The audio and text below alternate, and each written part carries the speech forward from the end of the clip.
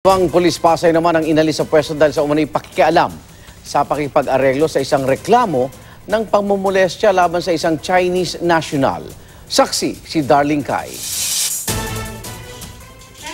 Huwebes noong nakaraang linggo, nang magpunta sa isang amusement park sa Pasay ang 18 anyos na si Karen, di niya tunay na pangalan, kasama ang dalawang kaibigan.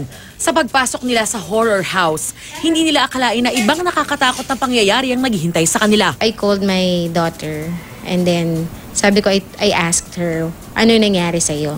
Sabi niya, Mommy, sabi niya pinasok yung kamay doon sa pantalon ko. Tapos sabi ko, nakaabot ba sa crotch mo? Tapos sabi niya ganun, hindi naman po. Ang tatlong magkakaibigan, hinipuan daw ng 19 na taong gulang na Chinese national na si Zhang Yang. Agad daw nilang isinumbong sa pamunuan ng amusement park kaya naaresto si Zhang. Pero nung nasa PCP-1 na raw ng Pasay City Police ang mga biktima at suspect, they were asked to parang isettle na lang. Ganon. Parang aregulahin na lang. Ano yata sa kanila na 2.5 lang yung what you call that, the bail. So parang hindi siya sayang naman kung ipapursue mo pa.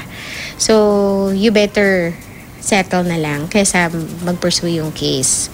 So hindi naman ako pumayag at saka yung husband ko. Bukod dito, hindi raw nagustuhan ng mga magulang kung paano sila kinausap ng mga naka-duty na police officers. Sumisigaw siya, unlikely to be there sa police station na ang iniisip mo na poprotektahan ka, kausapin ka ng maayos ng mga police. Pero that time, hindi talaga ganun yung feeling. So we're very disappointed. Nakarating na sa hepe ng Pasay City Police ang insidente. Agad daw inalis sa pwesto ang 4 na pulis na naka-duty at ang PCP-1 commander na si Inspector Remedios Terte. Sinabi nila na the process, hinihingi nila yung address. Okay. Medyo ayaw ibigay ata ng bata dahil gusto nila hintayin ata yung mga parents nila. Nag-arrange sila in i-behalf of the Chinese. I-deny po nila. Hindi raw pwedeng makialam ang mga pulis sa pakikipag-areglo o hindi ng mga sangkot sa anumang insidente. Kung interesado man yung biktima na makipag-arrange, it's not on the level po ng PNP kasi hindi ho trabaho ng PNP yun. Kung naisampa nila yung kaso, and then sa korte, pwede silang siguro doon makipag-bargain. But on the level po ng PNP, that is a no-no. Patuloy ang investigasyon sa insidente. Ang pamilya ay wala pang planong magsampa ng formal na reklamo laban sa mga pulis. Pero desidido na raw silang ituloy ang kaso laban sa Chinese national.